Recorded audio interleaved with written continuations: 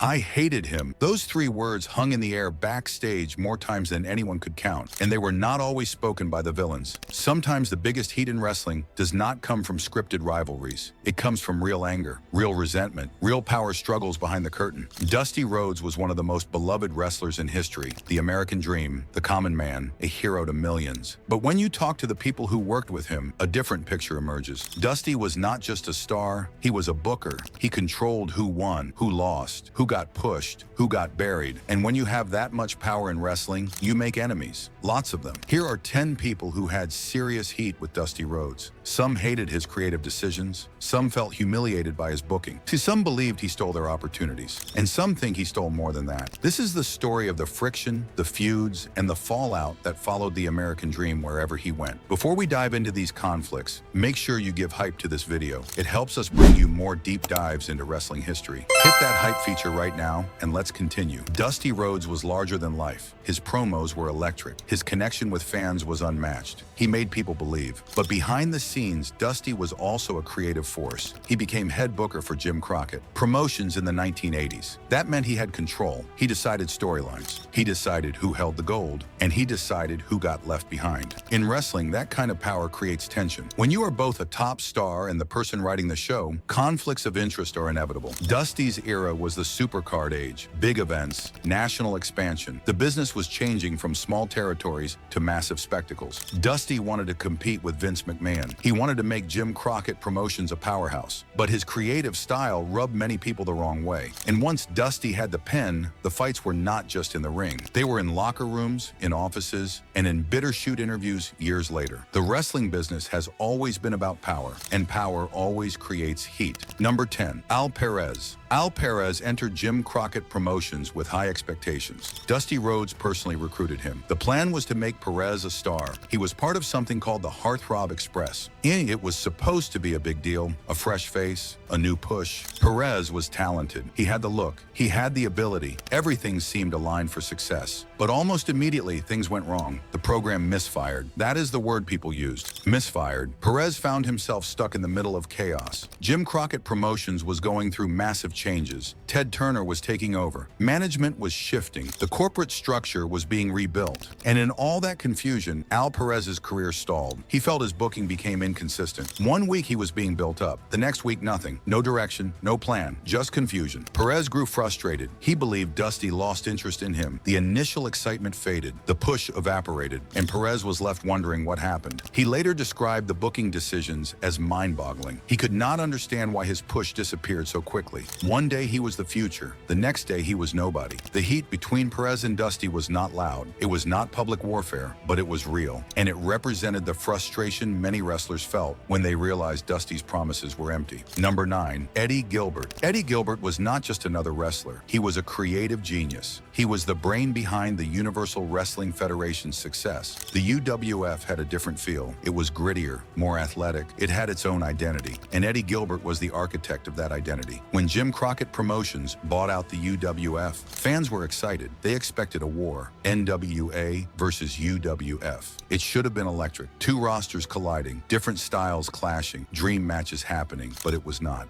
The integration was a disaster, and Eddie Gilbert was right in the middle of it. Gilbert and his UWF peers felt disrespected from day one. They believed Dusty Rhodes treated them like second-class citizens. Instead of using them to create compelling storylines, Dusty booked them to lose. They were brought in to make the NWA roster look good. That was their only purpose. They were enhancement talent disguised as stars. Gilbert was furious. He had built the UWF into something special. He had created stars. He had built storylines that fans loved. Now he was being buried. His creative vision was being ignored. His talent was being wasted. The friction was intense. Gilbert felt Dusty was protecting his own territory. Dusty did not want UWF talent overshadowing his guys. He had built the NWA roster. Those were his stars, his creations.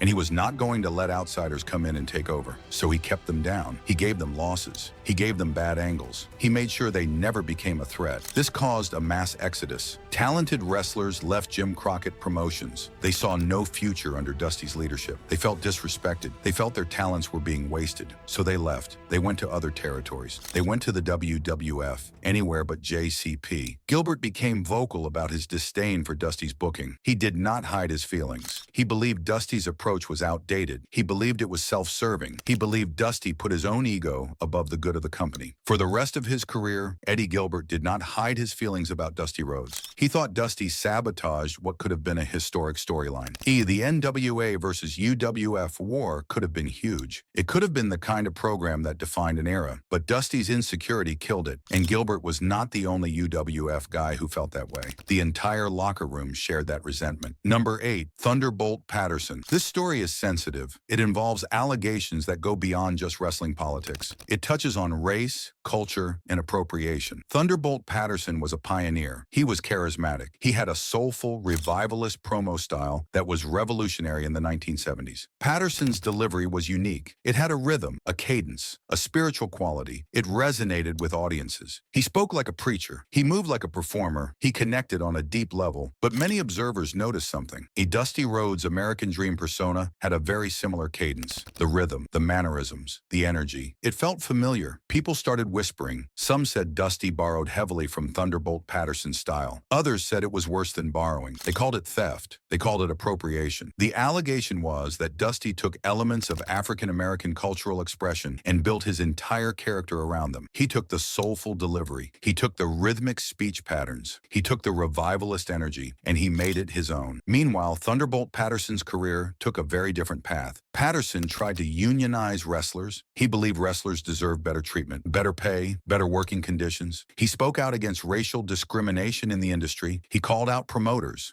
He demanded change, and for that, he was blackballed. The friction between Patterson and Rhodes highlighted the complex intersection of race, power, and creative influence in the territorial era. It remains a point of contention in wrestling history. It is a reminder that wrestling's past is not always clean, that success often came at someone else's expense, and that the people who paved the way were not always the ones who got the credit. Number 7, the Rock and Roll Express. Ricky Morton and Robert Gibson were the Rock and Roll Express, and in the mid-1980s, they were massive. Fans loved them, especially younger fans. Teenage girls screamed for them. Kids wanted to be them. They had what people called teeny bopper appeal, but that label was dismissive. They were not just pretty boys. They could work. They sold tickets. They moved merchandise. They were a legitimate draw. But despite their popularity, something strange happened. Their booking felt off. They were often placed in secondary roles. They would build momentum, then finishes would dampen it. They would get hot, then cool off. It was a pattern, and it was frustrating. Dutch Mantell has spoken about this extensively. He argues that Dusty Rhodes intentionally suppressed the Rock and Roll Express. This was not an accident. It was a calculated decision. Why? Because Dusty saw them as a threat. He wanted to be the top babyface, the top hero, the focal point of the promotion. And if the Rock and Roll Express got too hot, they might overshadow him. Their appeal was different from Dusty's. They connected with a younger demographic. They had crossover potential, and that made them dangerous. So Dusty cooled them off. He kept them strong enough to draw, but not strong enough to take his spot. He gave them wins, odds but rarely clean victories. He put them in programs, but rarely gave them the payoff. This was not just about two guys. It was about the entire tag team division. Many believe the stagnation of the tag division in Jim Crockett Promotions during this era was directly tied to Dusty's ego. He did not want other babyfaces shining too bright. The spotlight had to stay on him. The Rock and Roll Express should have been bigger. They should have been featured more prominently. They should have been given the kind of push their popularity warranted. But they were not. And the reason was Dusty's insecurity. The friction was subtle but real. The Rock and Roll Express never publicly went to war with Dusty. They did not cut shoot interviews trashing him. They were professionals. But people close to the situation knew there was tension, and there was resentment, and there was a feeling that their potential was deliberately held back. The Rock and Roll Express were victims of Dusty's need to be the center of attention, and the tag team division suffered because of it. Number 6, Superstar Billy Graham. Superstar Billy Graham was a legend. He was the WWF heavyweight champion. He was a pioneer of the colorful, rhythmic interview style that would later influence Hulk Hogan and Jesse Ventura.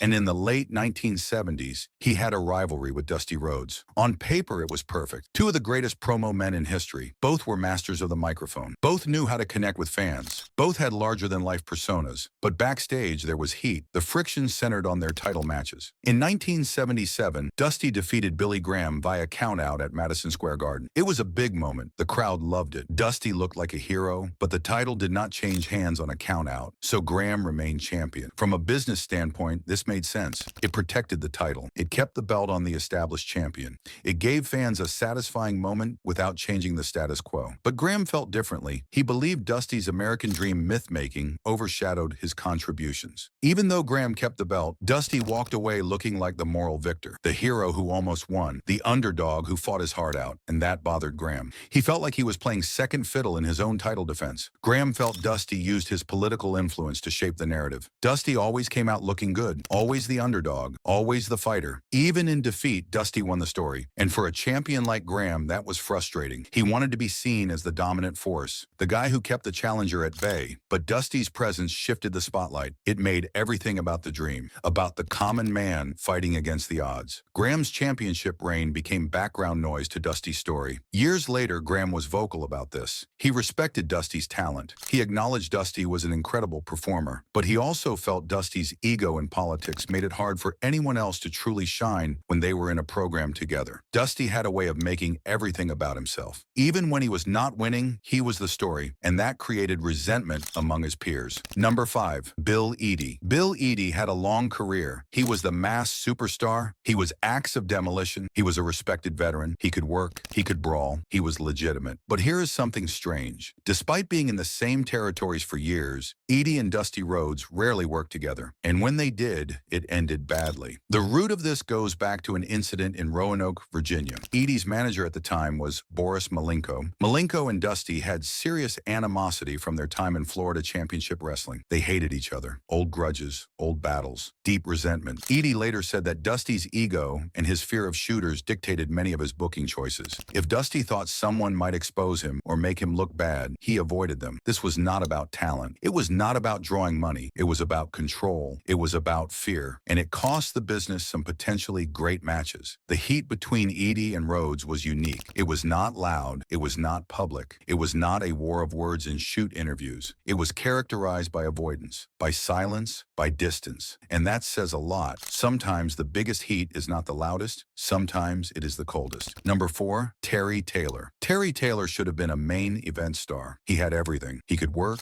He could talk. He had charisma. He had the look. He was smooth in the ring, technical, athletic. He could go 40 minutes and make it look easy. In 1985, he wrestled Ric Flair to a classic 40-minute draw. That match should have launched him to the top. It showed he could hang with the best. It showed he belonged in the main event picture. But it did not happen. Terry Taylor's career became a cautionary tale, a story of wasted potential and creative sabotage. And much of the blame falls on Dusty Rhodes. Taylor's problems started when Jim Crockett Promotions acquired the Universal Wrestling Federation. Taylor held the UWF television title. He had momentum. He was over with fans. He was being positioned as a rising star. The UWF fans loved him. He was their guy. But under Dusty's booking, that momentum disappeared. Taylor found himself in uninspired programs. He was not being pushed, and he was not being featured prominently. He was just there, taking up space. Many saw this as Dusty protecting his NWA roster. He did not want UWF guys like Taylor becoming stars. They were outsiders. They had not come up through the NWA system. They had not paid their dues in Dusty's eyes. So he buried them. He gave them bad angles. He kept them off the top of the card. The friction was palpable. Taylor felt his career was being sabotaged. He had proven himself. He had shown what he could do, but it did not matter. The politics were more important than the talent. The friction followed Taylor to the WWF. There, he was given the Red Rooster gimmick. It was a disaster. The character was ridiculous. A grown man pretending to be a rooster. It was humiliating. The character was so bad it became a symbol of creative failure in wrestling. It became shorthand for burying talent. While Dusty was not responsible for the Red Rooster, Taylor grouped Dusty and Vince McMahon together. Both were powerful bookers who failed to utilize his technical skills. Both gave him demeaning roles instead of letting him be the worker he was. Both had the power to make him a star, and both chose not to. Taylor's resentment was real. It was justified. He felt his career was sabotaged. He felt his potential was wasted. He believed Dusty Rhodes played a major role in that, and he was not wrong. Terry Taylor is a reminder that in wrestling, talent is not always enough. Politics matter, egos matter, and sometimes the booker's insecurity destroys careers. Number 3, Vince McMahon. The heat between Vince McMahon and Dusty Rhodes was corporate. It was personal, and it was brutal. When this was not just business, and this was war. McMahon wanted to eliminate the competition. He wanted a monopoly. He saw the NWA as the enemy, and he saw Dusty as the creative architect of the opposition. Dusty was the booker. He was creating Starrcade. He was building supercards. He was trying to compete nationally, and that threatened McMahon's empire. So when Dusty eventually signed with the WWF in 1989, McMahon had a plan. It was not just about using Dusty. It was about humiliating him, breaking him down, destroying his legacy. The psychological warfare started before Dusty even arrived. McMahon created a character named Virgil. He was Ted DiBiase's servant, a subservient lackey to the $1 Million Man. And the name was a direct jab at Dusty's real name, Virgil Runnels. It was deliberate. It was petty. It was a message. McMahon was saying he owned Dusty, that he controlled him, that Dusty was his servant now. Then Dusty showed up, and McMahon stripped away everything that made the American dream special. He put Dusty in yellow polka dots, bright, ridiculous, impossible to take seriously. He made him dance. He gave him vignettes that many felt ridiculed his physique and his blue-collar roots. Dusty was a big man. He was not a bodybuilder. He looked like a regular guy. That was part of his appeal. He looked like the common man. But in the WWF, that was used against him. The polka dots made him look silly. The dancing made him look non-threatening. The common man was turned into a joke. People saw this as a deliberate attempt to mock Dusty. McMahon was not just booking a wrestler, he was engaging in corporate parody, and he was sending a message to anyone who dared compete with him. This is what happens when you lose. Other examples include the character Akeem, who was called the African Dream. That was a clear mockery of Dusty's promo style and his cultural influence. There was also T.L. Hopper, a wrestling plumber, which literalized Dusty's son of a plumber catchphrase. McMahon was methodical. He was calculated. He wanted to diminish Dusty's legacy. He wanted to prove that the American Dream was nothing outside of the NWA, that it only worked in the minor leagues. But here's the thing. Dusty's charisma was so strong that he got the polka dot gimmick over anyway. Fans still loved. Kids bought the merchandise. He still got pops. That had to infuriate McMahon. He tried to bury Dusty, and Dusty turned it into something positive. But the heat between the McMahon and Rhodes families did not end there. It affected Dusty's sons. Dustin was given the Goldust character, a bizarre, sexually ambiguous character that made people uncomfortable. Cody was given Stardust, a face-painted character that Cody clearly hated. Both were seen through the same lens of perceived humiliation. The McMahon family was still punishing the Rhodes family. The tension lasted for decades. It shaped entire careers. It influenced booking decisions. It created a multi-generational feud. It was only resolved when Cody returned to WWE in 2022. Vince personally recruited him. He called him. He promised a main event push without a gimmick change. He promised Cody could be himself. That was the reconciliation. But the damage had already been done. The heat was real. And it lasted 30 years. And it shaped multiple generations of the Rhodes family. Number 2, Ric Flair. Ric Flair and Dusty Rhodes were the greatest rivals of the 1980s. On screen, they were magic. Their matches were legendary. Their promos were electric. They had chemistry. They understood each other. They made each other better. But off-screen, things were complicated. There was professional jealousy. There were booking disputes. And there was a fundamental conflict of interest that poisoned their relationship. Flair was the NWA World Heavyweight Champion. He was the franchise, the traveling champion. He defended the title all over the world, in Japan, in Mexico, in every territory. He was the face of the NWA. But Dusty was the booker. He controlled the narrative. He decided when Flair won, when Flair lost, how Flair was presented, and that created problems, big problems. Flair's biggest criticism of Dusty was the Dusty finish. He believed it hurt the prestige of the World Championship. Every time Dusty used that booking trope, it made the champion look weak. It made the title feel like a secondary prop in Dusty's personal story. The belt was supposed to be the most important thing in wrestling, but under Dusty's booking, it felt like a plot device, a tool to keep feuds going. A perfect example was Starrcade 1985. Dusty defeated Flair for the title. It was a massive moment, the biggest show of the year. The crowd went crazy. Dusty had finally done it. The common man had beaten the Nature Boy. But shortly after, the decision was reversed on a technicality, some rule violation, some controversy. Flair kept the belt. From a storyline perspective, it kept the feud going. It gave them more matches, more towns, more money. But Flair argued it made him look bad. It made the championship feel meaningless. And it prioritized Dusty's character over the health of the title. Flair was supposed to be the man, the guy everyone wanted to beat. But these finishes made him look like he was lucky to keep the belt, like he could not beat Dusty cleanly. There was also resentment about Dusty's tendency to insert himself into everything. During a 1985 match between Terry Taylor and Ric Flair, Dusty was doing ringside commentary. Flair felt Dusty's exuberant style distracted from the match. The commentary was supposed to enhance the action. Instead, it became about Dusty, his personality, his catchphrases, his energy. When it shifted focus from the competitors to the booker, that was a recurring issue. Dusty was an active performer and the head booker. He could not help but make everything about himself. He was the star. He was the draw. And everyone else was supporting cast. That created friction, especially with someone like Flair, who was supposed to be the champion, the top guy. Flair respected Dusty's talent. He acknowledged Dusty was an incredible performer, one of the best talkers ever, one of the most charismatic guys in the business. But he also felt Dusty's ego often got in the way of good business. The heat between them was never loud. It was professional. They worked together. They drew money together. But underneath there was tension. There was resentment. And it shaped the entire NWA landscape during its most important era. To number 1, Ole Anderson. If there was one person who truly hated Dusty Rhodes, it was Ole Anderson. This was not just professional friction. This was not just creative disagreements. This was an ideological war, a battle for the soul of professional wrestling. Ole Anderson was old school. He believed in wrestling that looked real. He believed in the illusion of sport. He believed in tough guys and technical matches. He came from the Minnesota and Georgia territories where credibility mattered, where you had to look like you could fight, where the matches had to feel legitimate. Ole believed wrestling was about presenting athletic competition. It was about making people believe. And the only way to make them believe was to keep it real. Dusty Rhodes represented the opposite. He was a showman. He emphasized spectacle over sport. He pioneered the supercard era with elaborate promos and character-driven storylines. He leaned towards sports entertainment before that term even existed. He believed wrestling was about emotion, about connection, about making people feel something. And when Dusty became head booker for Jim Crockett Promotions, his vision marginalized everything Ole believed in. The old ways were dying. The new ways were taking over. And Ole hated it. The friction intensified within the Four Horsemen. The group was a commercial success. They drew money. They sold tickets. They were over. But internally, things were strained. Ole hated the Dusty finish. He saw it as a betrayal of the fans. He saw it as a degradation of wrestling's foundational logic. For Ole, a match should have a decisive winner. That is how you build credibility. And that is how you make people believe. But Dusty's finishes were controversial referee decisions that left audiences without closure. Fans would go home frustrated. They paid money, they invested emotionally, and they got cheated. Ole viewed this as sabotage, not just of the business, but of the fans themselves. He believed Dusty was ruining wrestling for personal gain. Dusty wanted to keep himself strong. He wanted to keep feuds going. He wanted to protect his spot, and he did not care what it cost the business. His refusal to adapt to Dusty's style led to his displacement in the creative hierarchy. Ole was pushed aside. His input was ignored. His philosophy was rejected, and that cemented a lifelong bitterness. Ole expressed this anger in shoot interviews for decades. Long after both men had retired, long after the territories had died, Ole was still angry. He accused Dusty of sabotaging the business for personal gain. He blamed Dusty for the death of the NWA. He believed Dusty's attempt to compete with Vince McMahon by creating national supercards like Starrcade was a strategic error, a fatal mistake. Ole argued that it bankrupted the Crockett's and alienated the core wrestling audience. The territories were based on regional loyalty, on local heroes, on people feeling connected to their area. But Dusty wanted national exposure. He wanted to be on cable. He wanted supercards. And in chasing that, he destroyed the foundation. This claim remains debated among industry analysts. Some agree with Ole. Some think Dusty was just trying to survive in a changing business. But for Ole, it was fact. He blamed Dusty for the financial collapse of Jim Crockett Promotions. The ideological divide between Ole Anderson and Dusty Rhodes was about more than booking. It was about the soul of professional wrestling. Ole wanted realism. Dusty wanted spectacle. Ole wanted decisive finishes. Dusty wanted sustained feuds. Ole wanted legitimate athletic backgrounds. Dusty wanted charisma and mic skills. Ole wanted wrestling to be presented as sport. Dusty wanted it to be presented as entertainment. These were fundamentally different philosophies, and they could not coexist. One had to win, one had to lose, and Dusty won. The business moved in his direction, toward entertainment, toward spectacle, toward characters and storylines, and Ole never forgave him for it. The heat between them was the most significant in NWA history. It represented the transition from territorial wrestling to national sports entertainment, and it represented the death of one era and the birth of another. And Ole never forgave Dusty for it. He died angry. He died bitter. He died believing Dusty Rhodes destroyed everything he loved about professional wrestling. Now let's talk about the Dusty finish itself, because to understand why so many people stayed mad at Dusty Rhodes, you have to understand this booking trope. You have to understand how it worked, and you have to understand why it created so much heat. The Dusty finish was simple in concept. A babyface would appear to win. The referee would count 3. The bell would ring. The crowd would pop. Then another referee would come out, or the original referee would reverse the decision. There would be some technicality, some rule violation, some controversy. The heel would keep the title, and the feud would continue. In theory, until this made sense. It gave fans an emotional high. They got to celebrate. They got to feel that moment of victory, it kept heat on the villain. The heel looked like a cheater, like someone who could not win fairly. It protected the babyface from doing the job. The good guy did not have to lose clean. He could stay strong, and it sustained storylines. You could run the program again, in another town, on another show. But in practice, it created massive problems. Short-term, audiences got that emotional pop. They got the celebration, they got the moment. But long-term, they felt frustrated. They felt lied to. They felt manipulated. They started to distrust the product. When fans expect a swerve every time, the swerve stops working. It becomes predictable. It becomes boring. It becomes insulting. Heel credibility also suffered.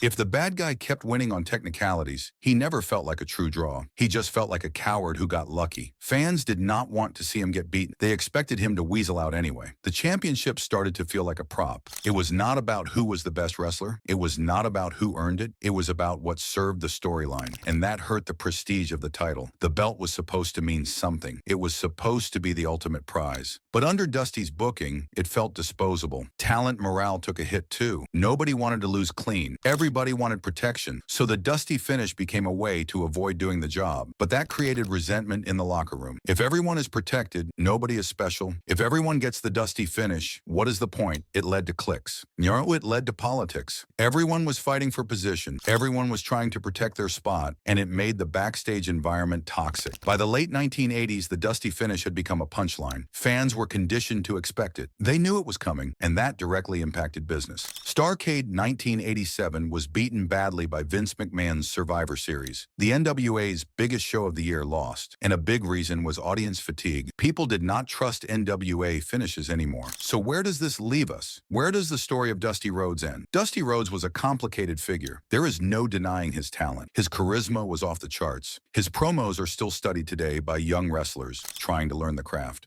His connection with the audience was genuine. He made people believe in the American dream. He made people feel like they mattered. But the same qualities that made him a star also made him enemies. His confidence became ego. His creativity became self-service. His power became a weapon. And the people around him paid the price. From Ole Anderson's ideological battles to Ric Flair's title frustrations to Vince McMahon's corporate humiliation campaign, the heat was real. Terry Taylor's career was derailed. Bill Eadie was avoided out of fear. Superstar Billy Graham felt overshadowed. The Rock and Roll Express were suppressed to protect Dusty's spot. Thunderbolt Patterson's style was allegedly appropriated while he was blackballed. Eddie Gilbert's UWF integration was botched. And Al Perez's push misfired and disappeared.